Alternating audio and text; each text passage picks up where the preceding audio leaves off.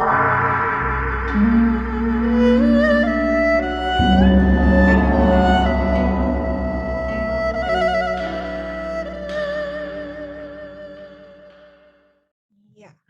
selamat malam, rekan-rekan peserta. Rekan-rekan peserta diskusi dan bincang film. Hari ini kita mulai sesi pertama dari rangkaian webinar bincang filmnya, yang mana di hari pertama kita akan mendiskusikan dark humor, film-filmnya Stephen Chow. Pasti teman-teman udah kenal dong ya Stephen Chow itu siapa gitu kan. Nah, kalau misalnya teman-teman itu perhatiin di film-filmnya Stephen Chow itu mengandung dark humor. Nah, itulah yang akan kita bahas hari ini. Pembahasnya hari ini adalah Bapak Hin Kwan. Beliau adalah dosen di Universitas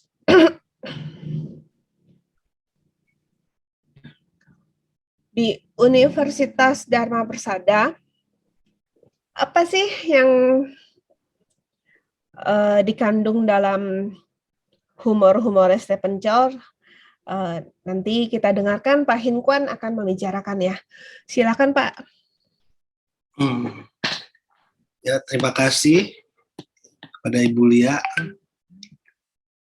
Selamat malam semuanya. Terima kasih kepada Pak Ardian sudah memberikan kesempatan untuk saya bicara pada hari ini, pada malam hari ini. Dan saya mohon maaf dulu. Pertama-tama saya mohon maaf karena saya belum sempat menyiapkan PPT ya. Tapi tadi sudah melihat beberapa cuplikan video klipnya Stephen Chow, mungkin bisa jadi ada bayangan begitu ya. Tidak apa-apa. Baik, saya akan mulai pada pengertian karena temanya adalah humor hitam dalam film-filmnya Stephen Chow, jadi saya harus mendefinisikan dulu sebentar pada semuanya. Apa sih itu humor hitam? Kalau humor semua orang pasti sudah tahu, sesuatu yang lucu begitu ya, mempunyai rasa atau keadaan dalam cerita yang menggelikan hati, jenaka gitu ya. Itu yang disebut dengan humor itu juga banyak macamnya. Nah, yang disebut dengan humor hitam itu apa sih? Nah, inilah yang harus diinikan dulu. Ini humor hitam itu humor tapi mengandung elemen abnormal, jadi tidak normal. Jadi terlalu berlebihan atau absurd ya. Kemudian dicampur dengan atau disejajarkan dengan elemen mengejutkan dengan gaya lucu yang menekankan pada kesia-siaan ataupun kegagalan dalam hidup.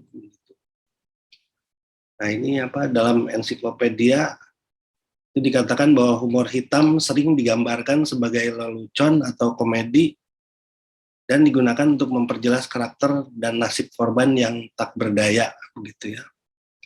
Kemudian saya membaca lagi bahwa humor hitam juga memaparkan itu tentang suatu peristiwa atau hal yang tabu. Bisa seperti bunuh diri, pembunuhan, depresi begitu ya, dan lain-lain begitu.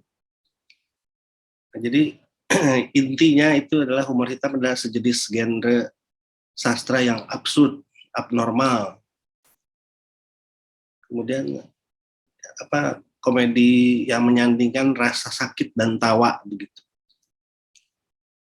Begitu ya. Kemudian ada lagi humor hitam itu disebutkan adalah humor putus asa.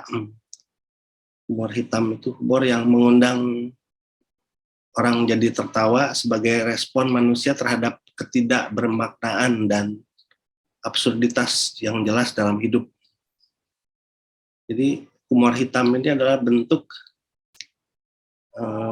sastra yang mengekspresikan konten tragedi dalam bentuk komedi. Nah, hitam di situ memiliki pengertian yang sedikit negatif juga ya, bisa mewakili kematian begitu ya, atau kenyataan yang mengerikan dan juga lucu begitu ya. Nah, kemudian humor ini juga humor hitam ini juga bisa dipakai untuk sebagai sikap untuk mengejek individu dengan keinginan untuk realitas gitu ya. Ditambah hitam jadi humornya putus asa begitu. Seperti itulah begitu ya, kurang lebih. Nah, humor hitam ini berdasarkan sejarahnya sudah ada di tahun 60-an gitu ya. Yang pertama mungkin muncul di Amerika gitu ya. Mungkin sebelumnya itu ada lagi yang lebih dulu. Ada catatan orang Prancis yang menemukannya, kemudian digunakan oleh orang Amerika. Dulu awalnya adalah berupa tulisan atau dipakai untuk menulis novel begitu ya, bercerita di dalam suatu cerita begitu. Nah, tapi dalam film juga bisa digunakan begitu ya. Seperti itulah itu humor hitam itu begitu,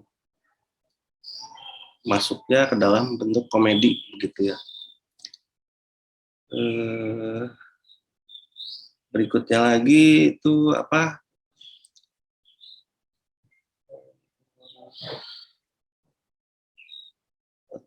tuh, sesuatu yang tragis juga termasuk dalam humor hitam. Jadi seperti itulah, mungkin perlu diteliti lagi secara mendalam apa itu sebetulnya istilah humor hitam yang disebut dengan dark comedy gitu ya.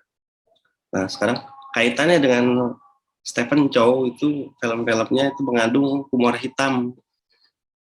Nah, berarti ada sesuatu yang absurd, ada sesuatu yang aneh, ada sesuatu yang dilebih-lebihkan begitu, sehingga mengundang tawa orang-orang begitu. Itulah. Kebetulan saya itu ketika mendapatkan untuk bicara hari ini, fokus saya sebenarnya ke dalam film Kung Fu Hustle. Karena di dalam film Kung Fu Hustle itu juga banyak sekali humor gelapnya. Apa tuh? Sebagai contoh misalnya, film Kung Fu Hustle itu ketika awal cerita itu penonton disaksikan ada sekelompok geng gitu ya, yang itu sedang memukuli polisi gitu.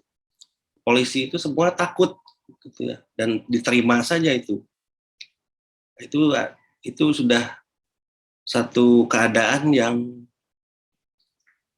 membuat menjadi humor begitu. Humornya humor hitam. Seharusnya polisi itu adalah penegak hukum, dia yang menangkap penjahat, dia yang mengadili penjahat, menghukum penjahat. Ini malah sebaliknya gitu. Itu adalah salah satu humor yang disajikan dalam film Kung Fu Hustle di awal cerita itu. Yang berikutnya barangkali adalah ada kelompok geng lain dalam film Kung Fu Hustle itu adalah seorang si Stephen Chow sendiri, itu dia ingin menjadi geng. Dia ingin masuk ke dalam kelompok geng kapak ya, Pak.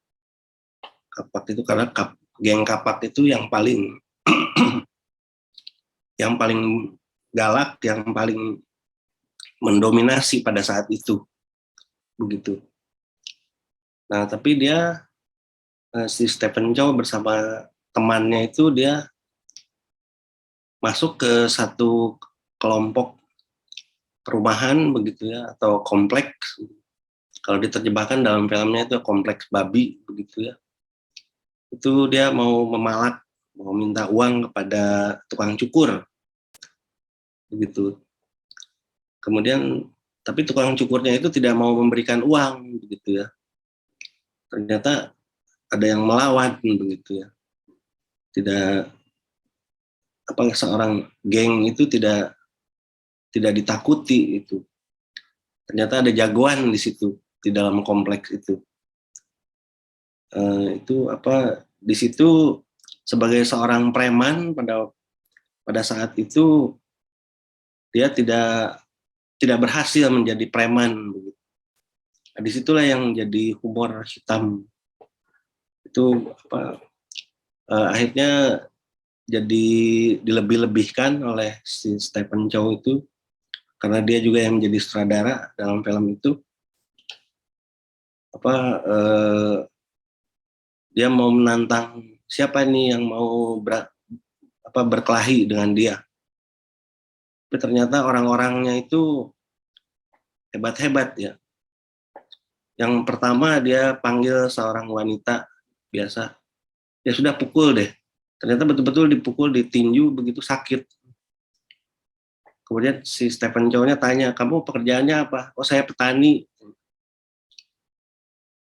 Petani tenaganya kuat. Kemudian dia pilih lagi itu orang yang pendek. Ternyata orang pendek itu ternyata sedang duduk, ternyata dia tinggi, begitu.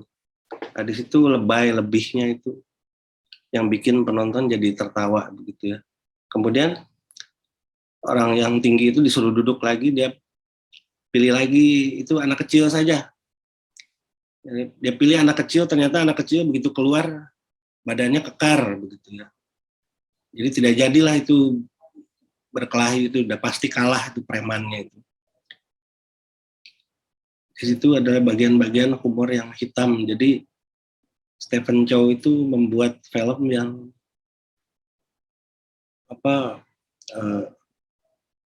dilebih-lebihkan, jadi lebay kalau bahasa keren, bahasa zaman sekarang itu.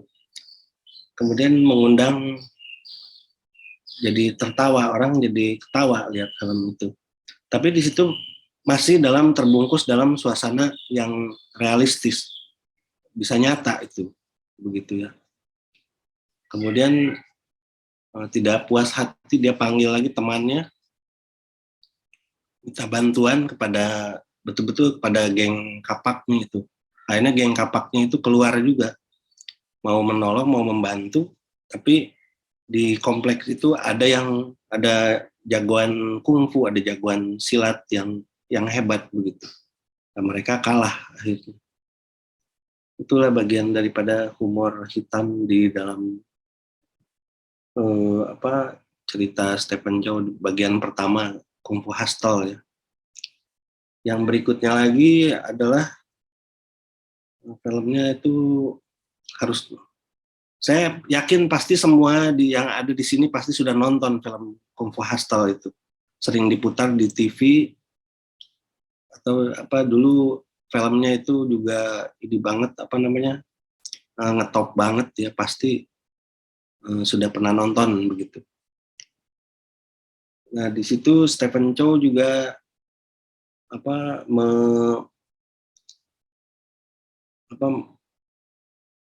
memberikan menyajikan tokoh dirinya itu sebagai ahli silat, begitu ya. Awalnya belajar dari buku, tapi kemudian buku itu kan cuma kebohongan saja, itu tidak betul-betul. Lalu dia berhasil masuk ke lingkungan geng kapak itu, berhasil menjadi preman, begitu ya. Tapi tidak sukses, begitu ya. Nah, kemudian di tokohnya itu sampai dia terakhirnya menjadi Bruce Lee. Menjadi Bruce Lee itu karena filmnya itu memang sudah menjadi pasar dunia ya. Jadi tokoh Bruce Lee memang sudah terkenal lebih dahulu. Jadi diparodikan saja, ditiru itu, kemudian di setting ya, dilebih-lebihkan, begitu. Bruce Lee-nya itu bisa nendang sampai orangnya bisa melayang begitu. Itu sudah bikin penonton jadi geli, jadi tertawa begitu. Tidak masuk akal begitu ya. Nah, itu istilah tidak masuk akal itu adalah salah satu gaya daripada Stephen Chow untuk membuat film-filmnya itu, karya-karyanya itu, begitu. Begitulah itu cerita itu Kemudian karena mengikut pasar dunia, karena perfilman Hong Kong itu adalah industri film yang paling maju, yang paling makmur, kedua di dunia ya, setelah Hollywood di Amerika. Jadi pasti kalau film Hong Kong yang bagus, pasti orang seluruh dunia akan menyaksikannya, begitu.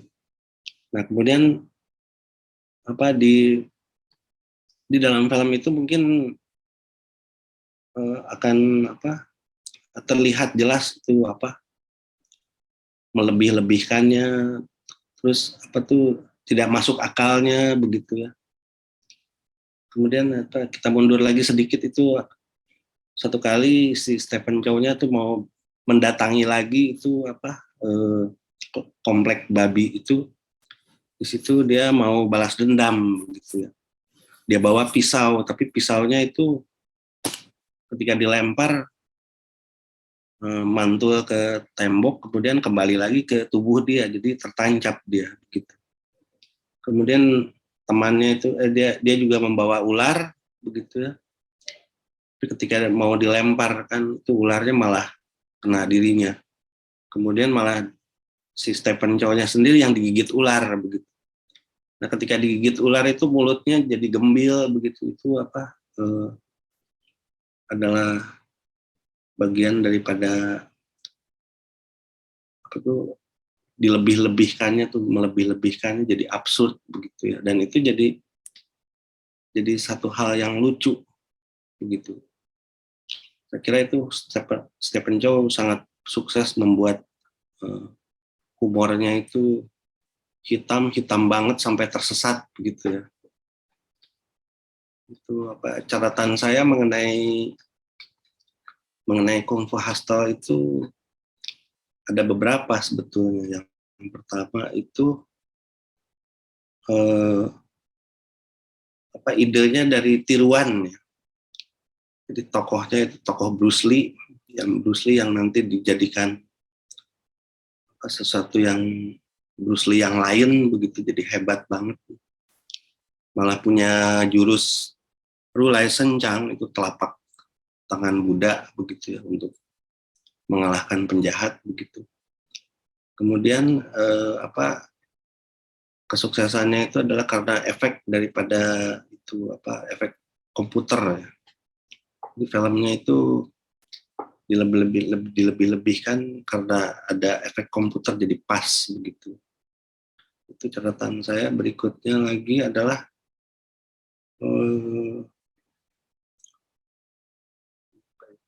sebentar. Itu tokoh daripada di komplek babi itu ada jagoan-jagoan gitu ya. Jagoan-jagoannya itu juga bukan tidak biasa tapi luar biasa begitu. Nah, salah satunya itu yang pemilik kompleknya itu bisa mengeluarkan jurus auman singa begitu ya. Sampai kalau dia berteriak semua pecah begitu ya. Atau semua nanti bisa terbang begitu.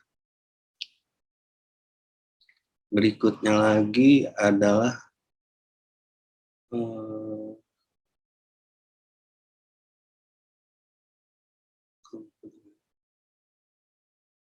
itu kungfunya itu adalah kungfu daripada mencerminkan estetika parodi begitu ya. Jadi ada parodi-parodi yang diambil adalah satu Bruce Lee dan kedua adalah Chin Yun barangkali. Chin Yun itu adalah novelis silat, terkenal dengan cerita silatnya, itu dia gunakan. Nah, itu yang telapak Buddha itu dari kisahnya Chin Yung itu diambil, kemudian dituangkan ke filmnya itu. Dan filmnya itu juga Stephen Chow-nya itu memiliki musuh satu, itu si Ho Yun gitu ya. Itu bisa memiliki gaya kodok sakti begitu ya, loncat. Kemudian musuhnya itu juga luar biasa ya, kehebatannya itu ketika dia menembakkan dirinya sendiri ke itu, kemudian pelurunya ditangkap begitu. Itu juga satu hal yang hebat di situ, itu bagian daripada black humor juga begitu, yang seperti itulah. Jadi berikutnya ada banyak sekali film-film yang diambil, yang diparodikan itu dari Semian Mai Fu, kemudian Tung Hai Yuke, catatannya banyak sekali, namun saya tidak bisa dapat menjelaskannya karena perlu penelitian yang lebih mendalam lagi. Kemudian di situ juga di dalam cerita kungfu itu juga terdapat persahabatan, kemudian rasa sayang juga terhadap, ada persahabatan juga, cerita persahabatan yang barangkali yang paling menarik adalah ketika dia ketika kecil menolong seorang gadis begitu yang permennya diambil oleh teman-teman lain, kemudian dilawan begitu. Kemudian setelah besar, dia jadi preman, ternyata wanita itu menjadi penjual es. Begitu ketemu lagi. Nah, di akhir film itu, di akhir cerita, mereka bertemu lagi, kemudian si Stephen Chow-nya membuka toko permen begitu ya. Ceritanya sampai di situ. Itu kemudian saya juga menyaksikan cerita tadi, ada itu ya tadi video klipnya tidak ada ya, itu yang Tang Po Hu Tian Chiu Xiang. Tang Po Hu itu adalah sastrawan terkenal itu.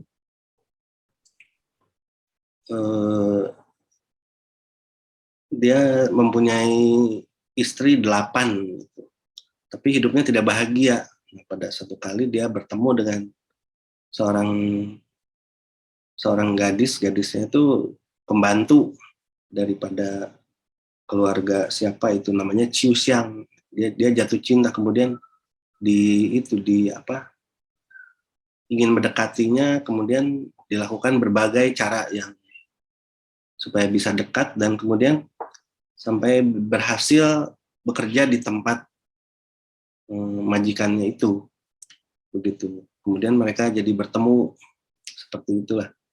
Itu juga, kisah itu juga mengandung humor hitam. Humor hitamnya ya bagian mana yang paling menarik?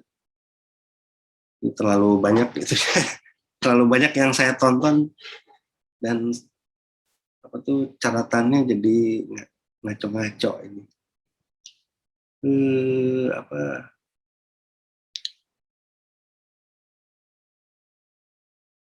Jadi menjadi pegawai, menjadi pembantu rumah tangga, jadi tukang bersih-bersih di rumah itu ya. Itu juga dikemas jadi lebay begitu, jadi dilebih-lebihkan gitu ya. Di situ juga ada satu di rumah itu ada petugas yang mengatur para pembantu itu. Jadi agak sulit untuk mendekati si Chiu Xiang itu. Tapi akhirnya berhasil sampai dia sendiri, karena si Chiu Xiang-nya terkagum-kagum dengan puisinya si Tang Po Hu begitu. Ya, seperti itulah itu ini saya mohon maaf, mau bertanya kepada admin ini, Ibu Lia, saya bisa diberikan waktu sampai jam berapa ya? Eh, Masih lama kah? masih Pak, masih bisa sampai jam 8. 8 8. Oh ya. Nah, tadi saya masih sempat menyaksikan filmnya berjudul Hail the Judge, Pai Mian Pao Ching Tian. Jadi filmnya Stephen Chow ini juga ada satu judul namanya Hail the Judge ya. Pai Mian Pao Ching Tian yang diputar tahun 1994 begitu. Itu ceritanya itu cerita tentang hakim jaksa Pao begitu ya. Nah, tapi di dalam cerita itu tiruan lagi, kemudian juga dilebih-lebihkan. Stephen Chow-nya itu dia sebagai seorang jaksa begitu ya. Pada suatu kali ada kasus bahwa ada satu keluarga istrinya diperkosa katanya. Kemudian dibawa ke pengadilan, tapi yang menjadi masalah adalah itu yang pemerkosanya itu tidak mau mengaku bahwa dia itu memerkosa. Kenapa? Dia cuma bilang bahwa keluarga itu punya utang, kemudian cuma dipegang tangannya, begitu ya.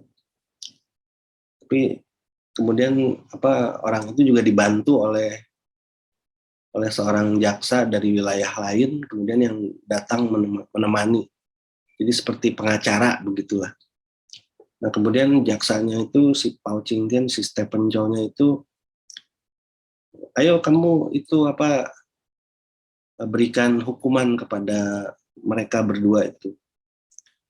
Orang tidak diperkosa kok malah itu cuma dipegang tangannya, masa dituduh memperkosa seperti itu. Padahal dia itu cuma mau menagih utang begitu ya. Karena belum bayar, akhirnya jaksanya memutuskan untuk ya sudah itu diputuskan saja itu rumahnya, karena tidak mampu bayar utang, rumahnya diserahkan saja. Jadi harus pindah. Nah kalau pindah mereka akan kemana lagi? Pindah tidak punya rumah lagi begitu. Jadi membuat orang jadi sengsara begitu ya. Sejak kasus itu jaksa Pao itu dilecehkan oleh masyarakat. Begitu keluar terus ditimpuk oleh orang-orang, ditimpuk pakai sayur-sayuran, pakai telur, macam-macam. Jadi masyarakat itu tidak suka. Sampai pada suatu kali ada kasus yang lebih besar. Kasus yaitu tentang ada seorang pembunuh, dia membunuh 13 orang dalam seluruh keluarga, dibunuh. Begitu. Kemudian tertangkap, tapi dia tidak mau mengakui. Itu yang dari 13 orang itu ada satu yang selamat, yaitu si istri daripada keluarga itu. Nah, istri daripada keluarga itu juga sedang hamil. Kemudian kasusnya dibuka, kenapa itu membunuh? Ya itu karena si pembunuhnya itu ternyata memperkosa si istri itu. Setelah memperkosa, kemudian keluarganya dibunuh semua.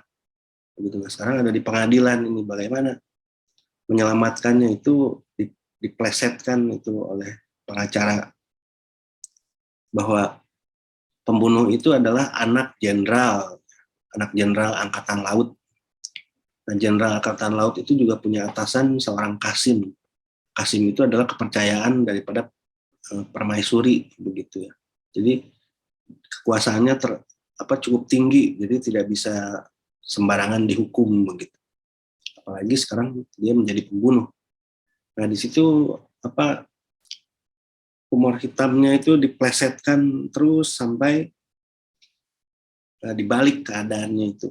Itu yang mati-mati terbunuh itu dituduhkan saja bahwa si wanita itu yang meracuni, bukan dibunuh. tapi dibunuhnya itu karena diracun gitu ya, buktinya ada. Kemudian ada sekelompok orang, mayat-mayatnya itu diberi cairan apa itu, diminum supaya nanti kalau diperiksa darahnya itu jadi kena racun, seakan-akan kena racun seperti itu. Nah, sampai di situ cerita itu yang namanya hakim jaksa Pau itu, si Stephen Chow-nya itu tersingkir. Dia tersingkir lalu diganti pengacaranya, jaksanya diganti begitu. Itu juga bagian daripada plesetan humor hitam di bagian itu. Kemudian si Stephen Chow-nya ini jadi tidak menjadi jaksa lagi. Kemudian jaksanya itu malah salah memutuskan, malah menangkap si wanita, si istri itu yang lagi hamil itu menjadi terdakwa begitu ya. Jadi masuk penjara, setelah nanti selesai musim gugur nanti akan dihukum mati begitu. Nah itu si Stephen Chow yang jadi jaksa Pau ini menjadi orang biasa, kemudian dia kembali pulang ke rumahnya, ketemu ayahnya bilang, kamu harus pergi ke kota nih, minta bantuan pada temannya.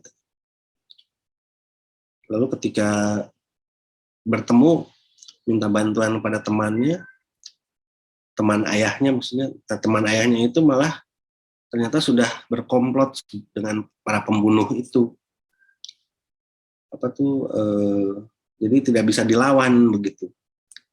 Sampai pada suatu kali ini Stephen Chow-nya ini menjadi orang biasa yang putus asa.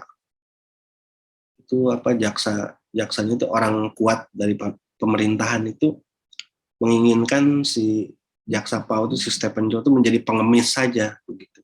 Akhirnya terbukti dia menjadi pengemis begitu, sampai tidak bisa makan gitu.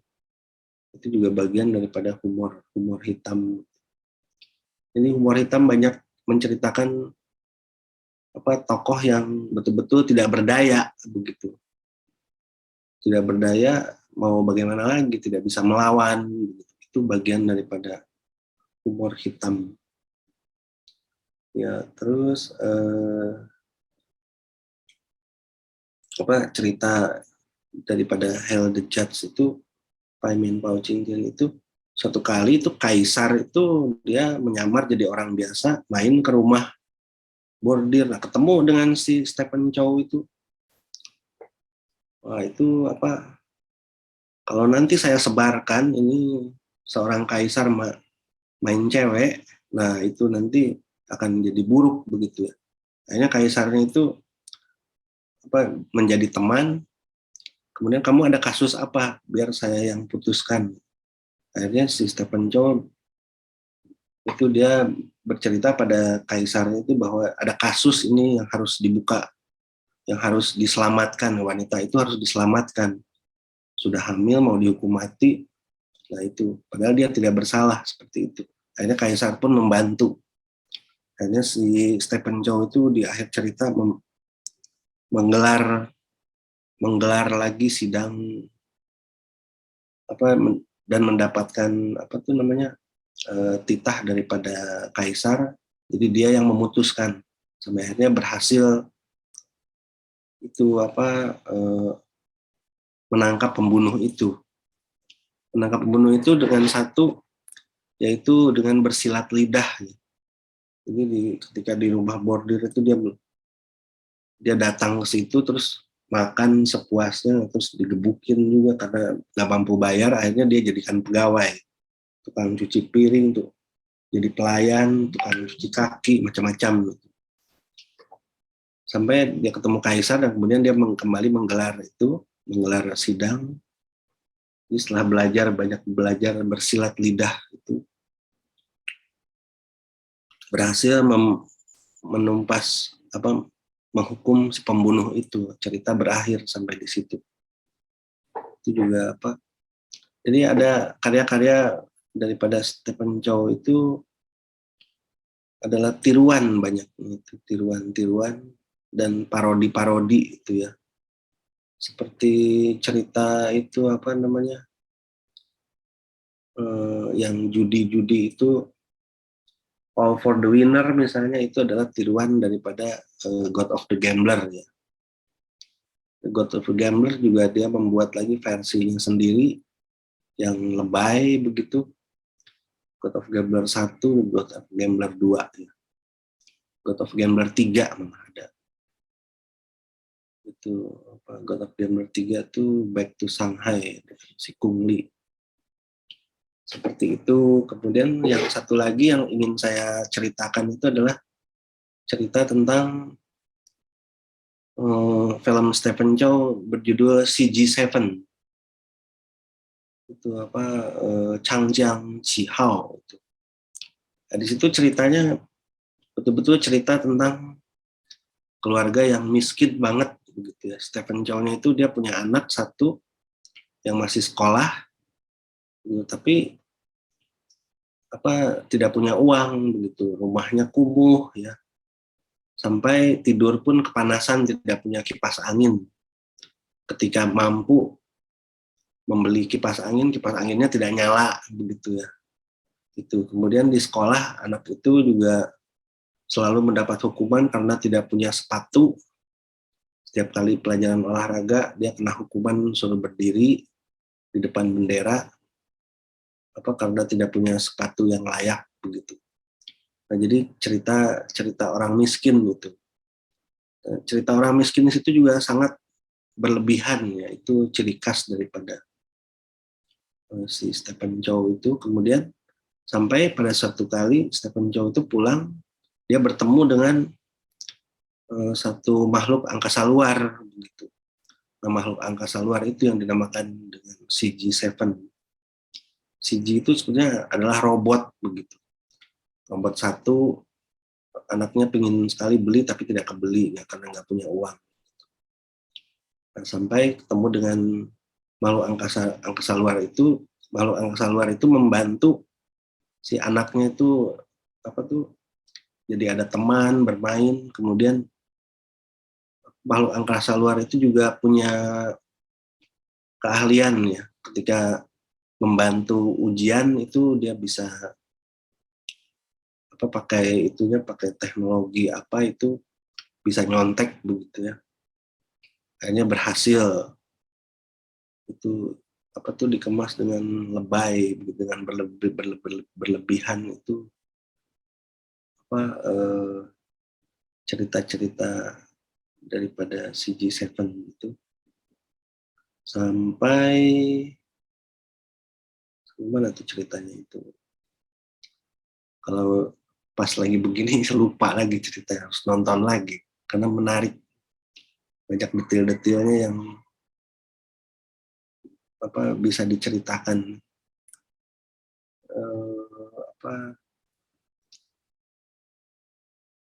Ya, kemudian film yang lainnya itu juga ada Shaolin Soccer ya, yang juga terkenal, itu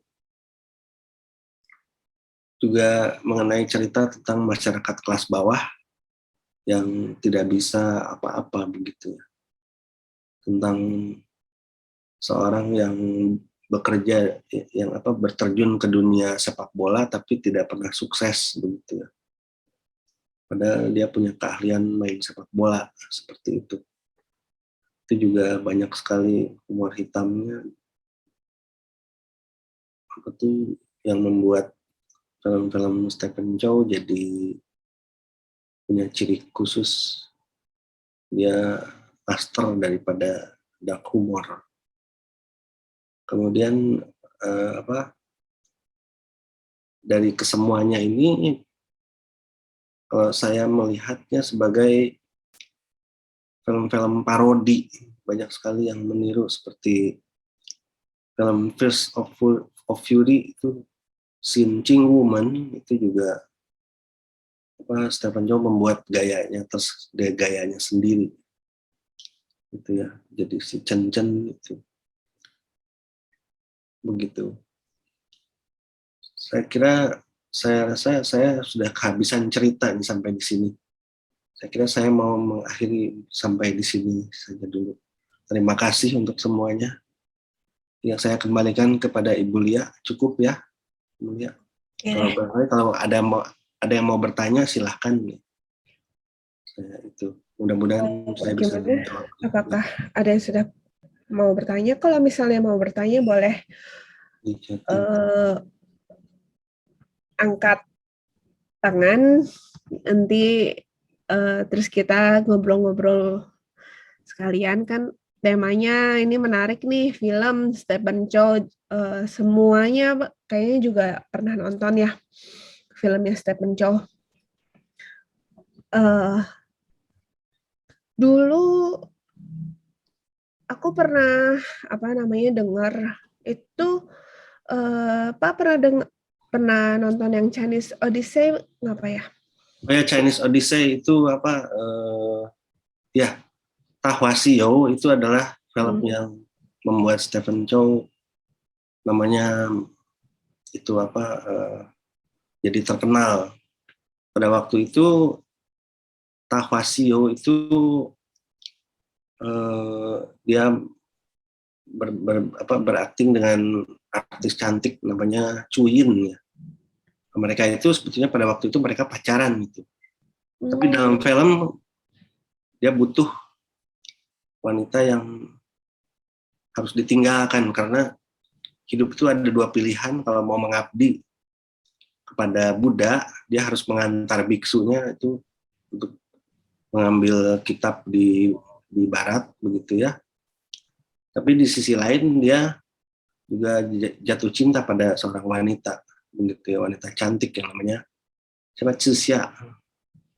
Jadi dia harus memilih, lalu kemudian dia memilih untuk mengantarkan gurunya, suhunya. Jadi dia harus meninggalkan cintanya itu. Nah, itu momen yang paling klasik yaitu apa?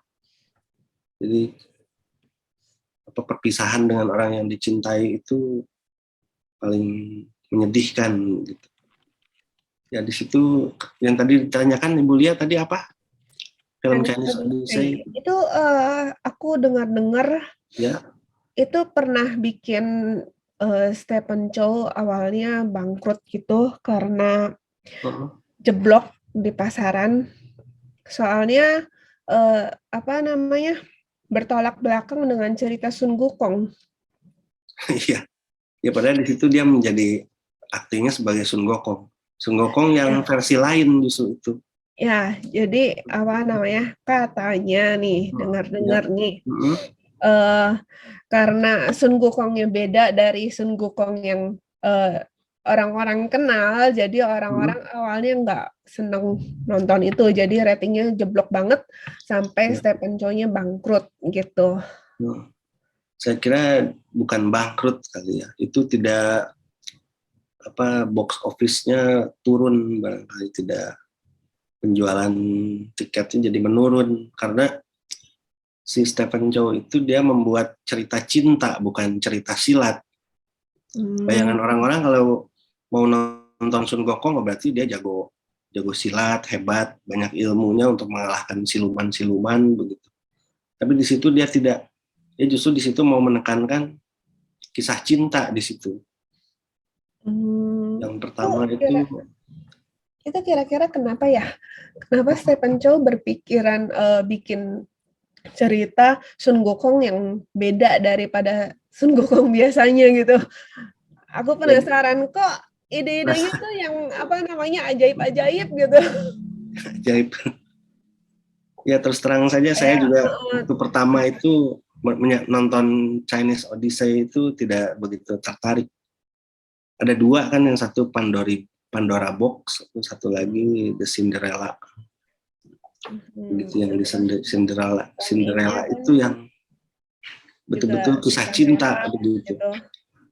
Ya, jadi tidak begitu menarik film Sun Gokong Stephen Chow itu. Jadi ini terlalu banyak bicara tentang cinta begitu. Bukan bicara tentang silat begitu. Padahal kalau film Sun Gokong itu harusnya yang hero, yang jago bagaimana mengalahkan siluman begitu ya. Nah, ada siluman satu itu, siluman yang dikalahkan dalam film itu adalah siluman siluman kerbau. Ya, tapi itu tidak dikalahkannya cuma biasa-biasa saja begitu. Dia ingin memutuskan apa tuh pernikahannya si Xixia dengan si siluman kerbau itu. Berhasil, tapi orang tidak menggambarkan Sun Gokongnya hebat, tidak begitu. Sun Gokongnya hebat justru karena meninggalkan si Xixia itu. Dia memilih mengabdi kepada Buddha atau kepada pacarnya. Kalau kepada pacarnya dia harus tinggal di situ. Mungkin menikah dengan si Xixia itu, tapi tidak mau begitu. Dia Iya, itu kan memilih juga itu.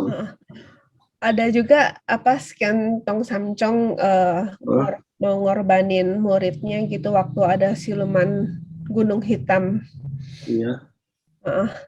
Itu apa penggambaran Tong Samcongnya kan beda banget sama Tong Samcong biasanya gitu kan. Oh iya, itu juga jadi Itu tidak yang menarik. apa namanya out of the box banget gitu kalau menurut Iya. aku. Iya kan gurunya itu kan yang main siapa itu? Luo Chiaing ya. Luo Chiaing itu figur yang lucu begitu, bukan figur apa tuh biksu yang alim begitu. Malah tadi juga nyanyi lagu Only You dalam klip tadi. Itu kan sudah diplesetin gitu. Bikin orang jadi Iya, ketawa. ya, Mm-mm. itu konyol banget. Konyol begitu ya. Iya. Itu konyol, itu adalah ciri khas daripada si Stephen Chow itu, menggambarkan tokoh-tokohnya. Ya. Terus pernah nonton juga yang film Paging with Love. Oh, Paging with Love ya. Ya, itu ada adegan Stephen Chow-nya kan ditangkap terus mau dihukuman mati gitu, tembak gitu. Nah, terus dia ngeluarin cerutu ya, rokok barat. Cerutu kayak cerutu kalau nggak salah ingat ya. Itu terus diiniin ke orang-orang pemerintahannya, terus mereka nggak jadi nembak Stephen Chow. Jadi apa namanya itu kalau menurut aku mau nyindir pemerintah Cungko ya. Gimana kalau menurut Pak Hikwan? Itu Kuo Chan Ling Chi itu sebetulnya adalah film James Bond gitu ya. Tiruan parodinya James Bond. James Bond itu kan ceritanya kan apa tuh satu agen ya. Jadi dia ditugaskan oleh pemerintah Inggris untuk mengusut satu masalah supaya tidak terjadi perang atau apa begitu. Nah ini yang di From Beijing with Love ini ditugaskan oleh pemerintah begitu. Jadi ada banyak dilindungi. Ini saya belum menyaksikan detil-detilnya, tapi kalau nonton pasti lucu banget begitu. Yang main itu si Anita Yuan ya, yang ini. Terus siapa lagi tuh? Chow Sin Chi, Kuo Chan Ling Chi. Tapi kalau dalam filmnya Stephen Chow menyindir pemerintah, tidak, saya kira jauh dia dari apa politik. Kisah itu menyindir politik, tidak, cuma apa dilebih-lebihkan saja sama dia. Kalau barangkali kalau ada yang tersindir ya itu apa biasa-biasa saja lah. Jadi ada sifat black humor di budaya Tionghoa ya. Saya baca ini dari siapa ini? Pak Andian kah? Black humor hitam itu kan populer tahun 60-an ya, tahun 70-an, 80-an itu sudah banyak sekali orang yang menggunakan humor hitam itu dalam karya-karya, dalam tulisan, dalam film ya. Itu. Film-film humor yang lain itu kan banyak yang mengandung itu. Barangkali satu yang bisa saya ceritakan karena kebetulan saya juga pernah meneliti salah satu karya Mo Yen, judulnya Shifu Niye Lai Ye Yu Mo, itu apa bapak ini makin lama makin humor. Itu cerita itu si pengarangnya menulis menggunakan gaya humor hitam. Kisahnya itu adalah seorang tua yang mau pensiun, ini di masyarakat Cina ya. Dia itu sudah tua, tapi menjelang dia 1 bulan mau pensiun, dia diberhentikan, pabriknya bangkrut. Jadi dia tidak punya pesangon gitu. Akhirnya dia harus mencari pekerjaan lain itu untuk menyambung hidupnya. Nah, lalu pekerjaannya bagaimana?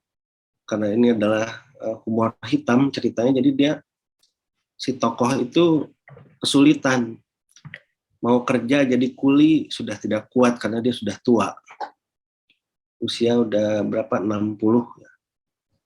60 udah waktunya pensiun, udah gak kuat lagi. Jadi tukang beca udah gak ada tenaga lagi.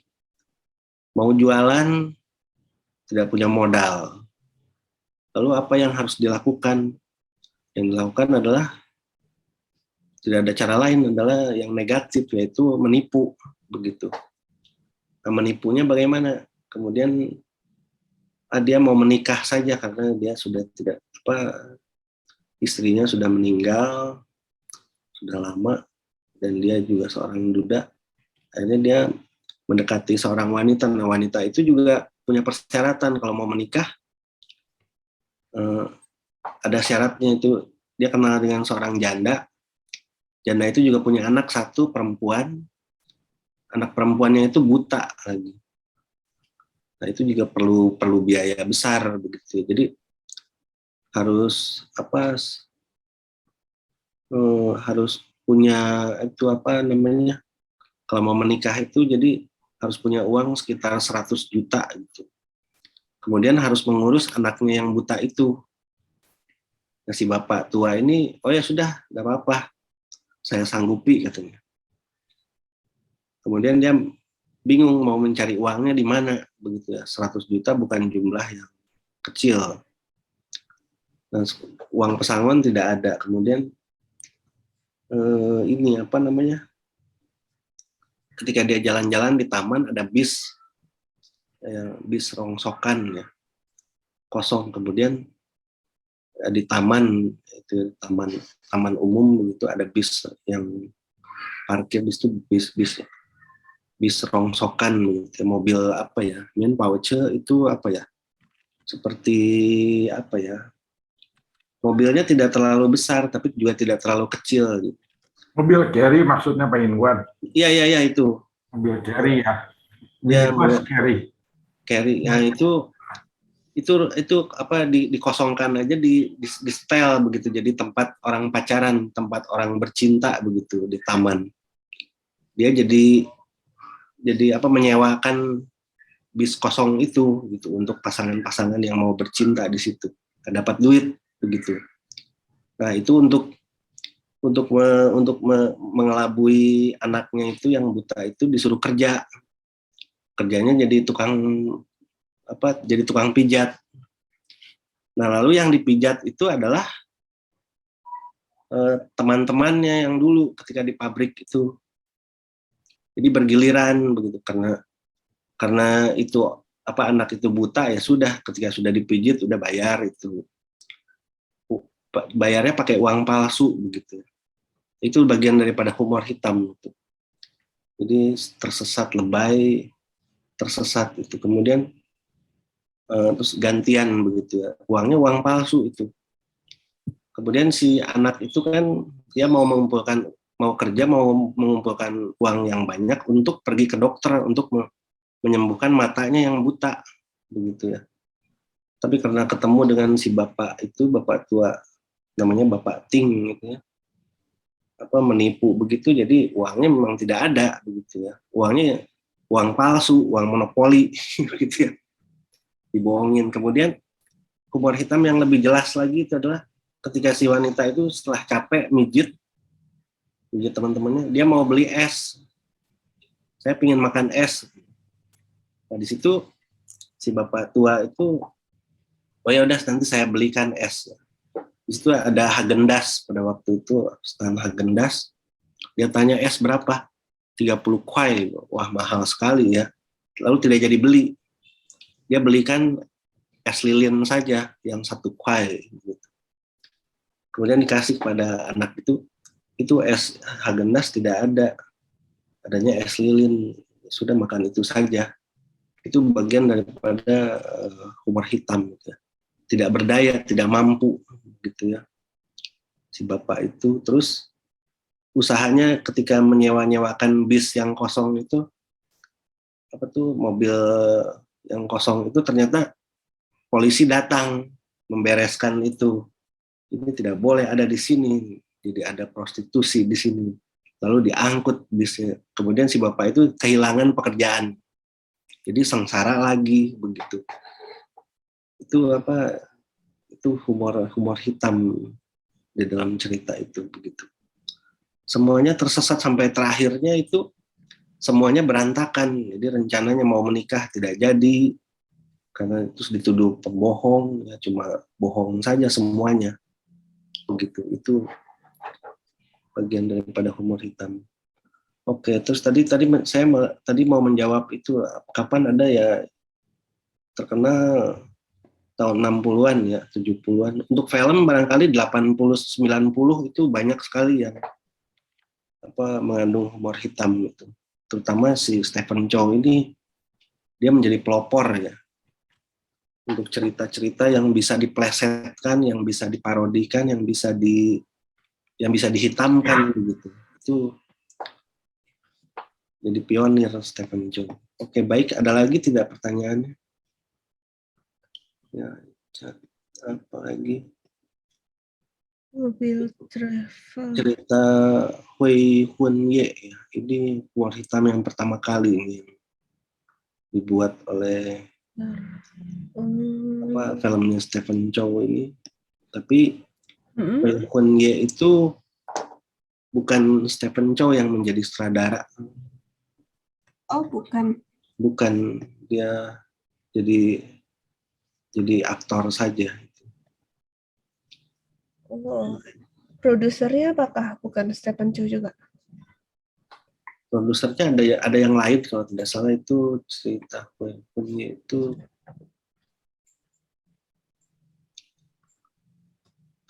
saya sendiri juga belum nonton. Itu cerita setan, tapi cerita hantu, tapi tidak horor, tidak menakutkan, malah jadi lucu. Ya, mungkin dari saya Pak Indwan, yang saya salut sama Stephen Chow itu, yang saya salut dia bisa menang festival film itu dengan Justice My Foot. Han Suk-kwan yang menang festival film komedi. Pernah nonton kan? Film apa judulnya? Han Suk-kwan, Justice My Foot ya kalau nggak salah ininya ya. Justice My Foot yang mana nih? Sebentar dulu, saya buka dulu. Ini saya ketik. Itu film komedi yang bisa menang festival film ya, termasuk Chin Ma Chiang ya kalau nggak salah ini film. Chin Ma Chiang ya. Sama FFA ya. Justice My Foot, dia sama Mei Yan Fang mainnya. Oh, sama Mei Yan Fang ya. Jadi jarang sekali kan film komedi bisa menang ya. Nah ini film yang paling berkesan buat saya itu film komedi yang bisa menang sih dalam festival film. Itu sih film apa ya, dari situ ya saya lebih tertarik juga sama film-film Stephen Chow gitu. Itu aja sih Pak, teman dari saya yang mungkin tadi terlewatkan ya.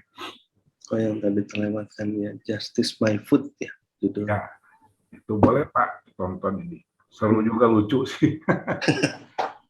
Film Stephen Chow itu semuanya ada jumlahnya ada 56 ya. Iya. Saya belum nonton semuanya itu yang dulu-dulu itu karena tidak ada juga, agak susah juga carinya. Harus pelan-pelan carinya itu. Kalau di itu apa? Di Ichi kayaknya ada nih Han Suk-kwan. Ichi. Sama apa ya? Ya film dia memang menarik sih. Itu aja. Makasih Pak Himwan.